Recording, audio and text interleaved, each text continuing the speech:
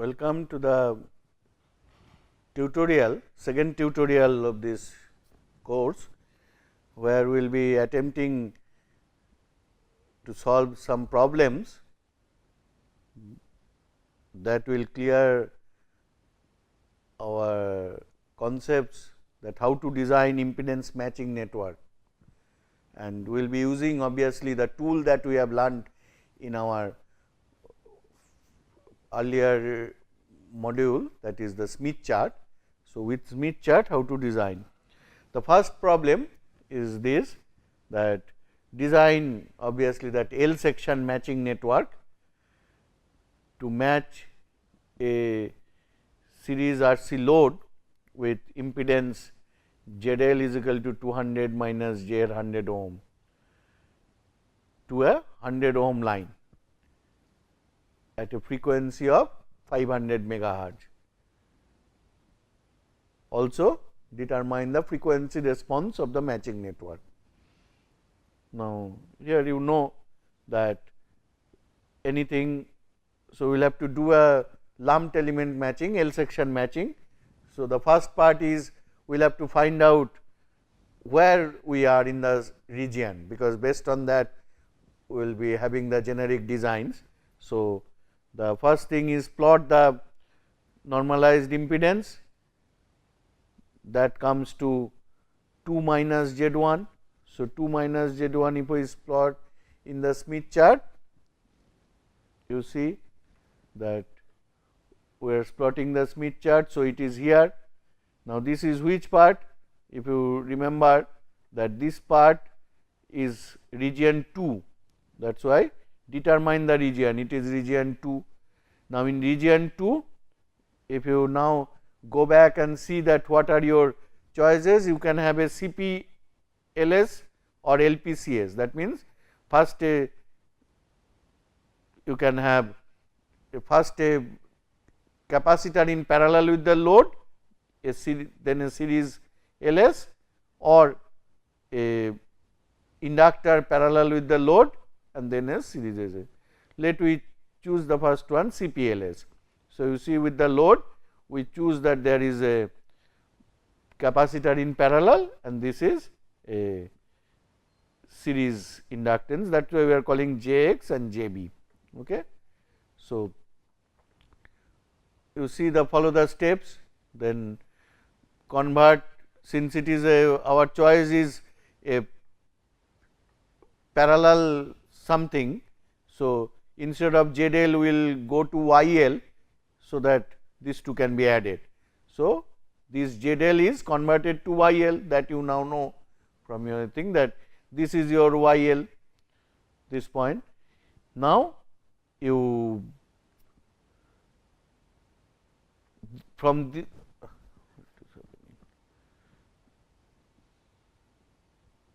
now you this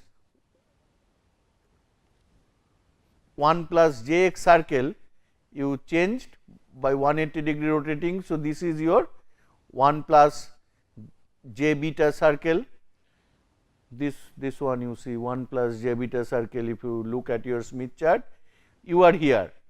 So, staying on the same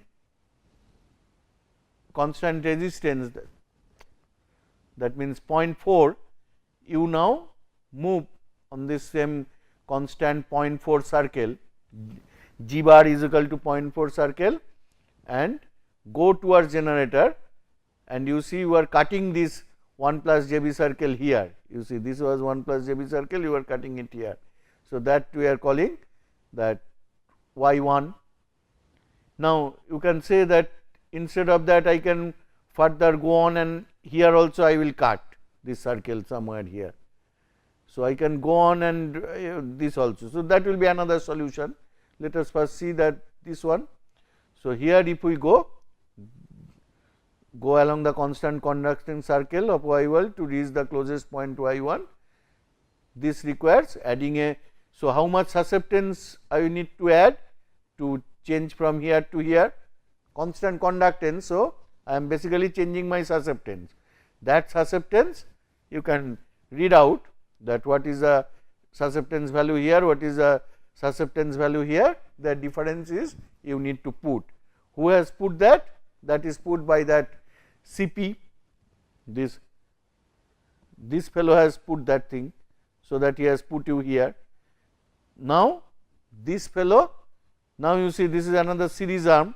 So, here we have come up to here, from here now we need to change to impedance.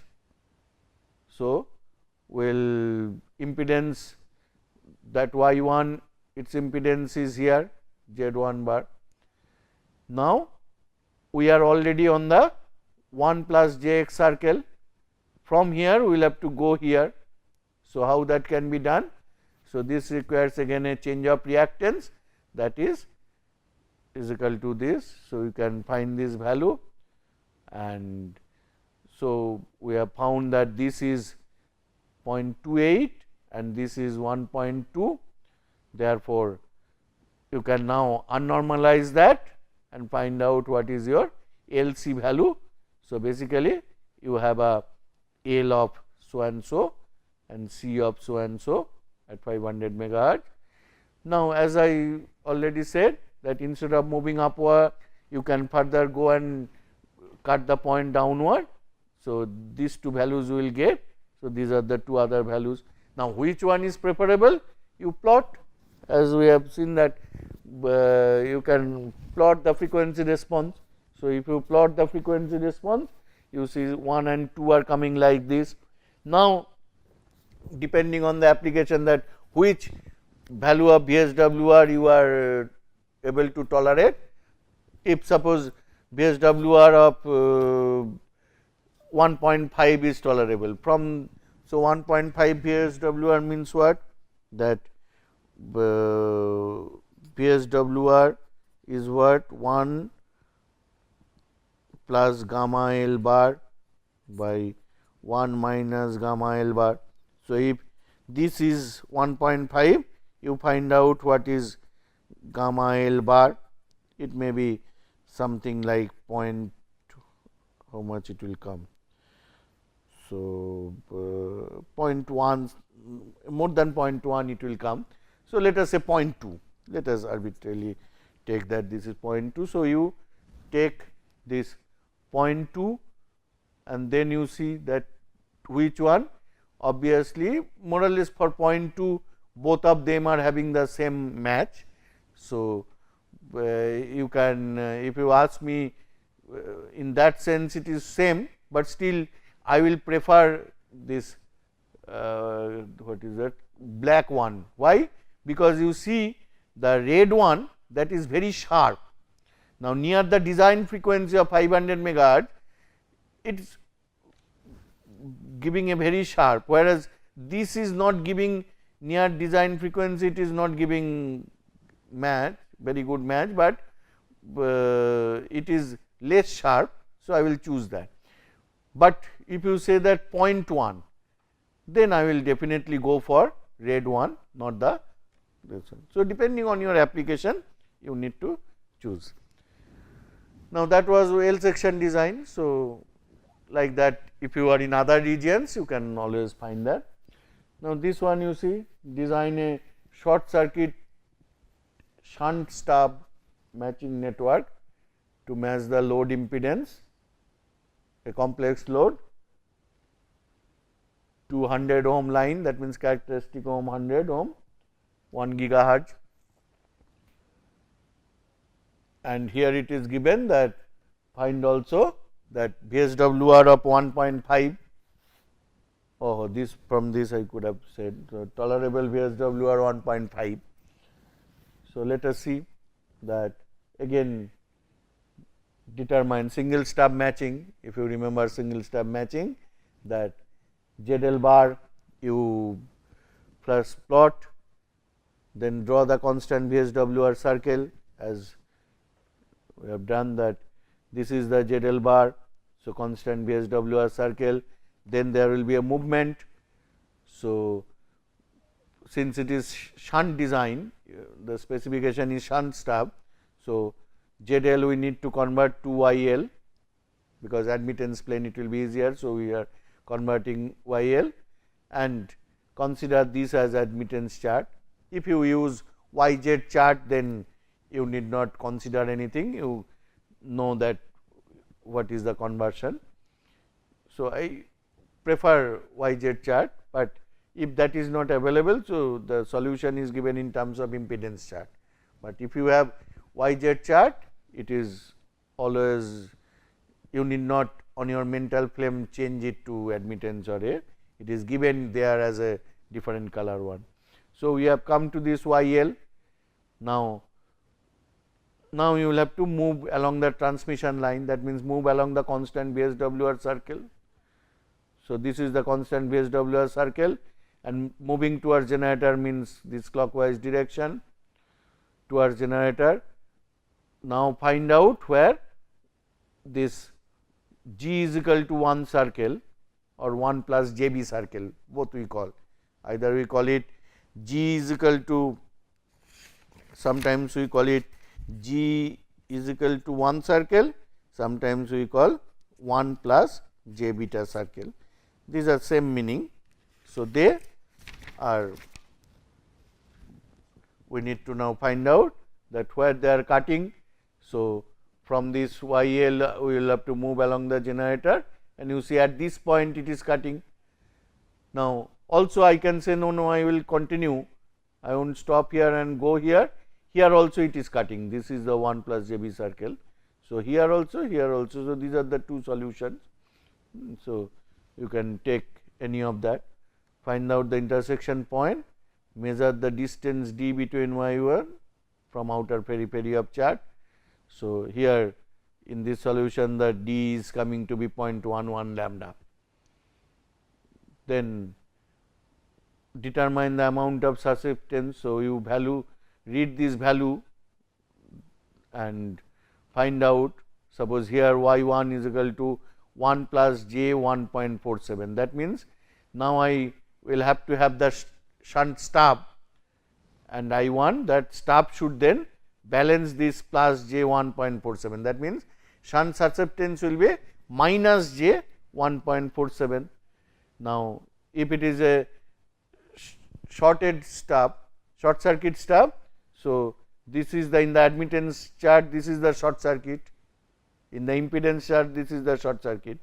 Now, this is admittance chart short circuit, from here we will have to go towards the generator. So, I will have to see that where is minus j 1.47, it will be from here, I will have to come somewhere, and probably here, that minus 1.47, and that will be the length of the stub. So, we have determined that this is 0.095 lambda. So, based on your lambda value, this problem I think at how much 1 gigahertz. So, 1 gigahertz means 30 centimeter lambda. So, you can find out L is 0.095 into 30 centimeter. So, by that, so your design is complete. Now, you find out that they said that write these expressions and find the frequency response. It is like this, you see that at 1 gigahertz it is good match, but then it is changing. So, we will have to find out at which points, that is, you do that, find the bandwidth response and find the bandwidth for a tolerable VSWR of 1.5. So, 1.5 means you will have to see how much is the 1.5 there, you will have to make that.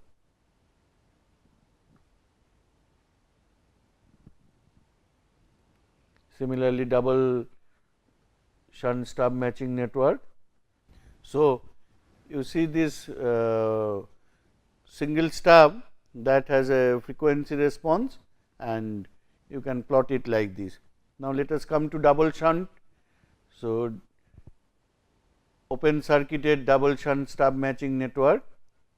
We have specified that this thing, as we have seen in our laboratory photo, that there is a fixed distance. So, let us say that fixed distance is 3.75 centimeter, ZL is 60 minus J 80 ohm, this is 50 ohm. So, you have two open circuited stubs connected in shunt. Now, design this L1 and L2, find this L1, L2 value. So, again determine first the load impedance, convert it to the admittance. Now, since 3.75 at 1 gigahertz, that means 30 centimeter. So, this is lambda by 8, lambda by 8 separation means 90-degree rotation. That is why you rotate the 1 plus JB circle, 1 plus JB circle is this, rotate it by 90-degree, then traverse through the constant conduction, where is the load YL. Now, traverse to the constant conductance circle to reach this circle. So, that is this part and you are reaching here. So, this is one solution. You can continue and you can cut this in another point also here. That means, if you continue it here, come here, another solution will be here. So, let us take this one, then read this value. So, you are getting this Y1 thing, and then this change of susceptance is given by the first step, because from coming here to here you have changed the susceptance, that was given by the first step. So, from this you get the first step value. Then again from here it is a move along the new lead. So, now draw the another VSWR circle, because now you will have to move along the transmission line. So, for that this new VSWR circle you move and move there, then come here and normalize the two stub impedances. So, corresponding to Y1, and you will automatically reach 1 plus JB circle. That is why you have rotated earlier, so that you can now come here, read the value of Y2, and that this J beta 2 that needs to be compensated to reach the origin of the scale, that value we have given here, and then unnormalize the two stub impedances, determine the length of the two stubs required. Now, in this case stubs are open circuited. So, reference point is open circuit means y bar is equal to how much? 0. So, y bar 0 is this leftmost point, and from there you find out L1 and L2. So, L2, so that you can. Now, if you take that alternate path, you can get two other things. You can plot the frequency response also. Now, then design a quarter wave matching network to match a 10 ohm load to 50 ohm transmission line.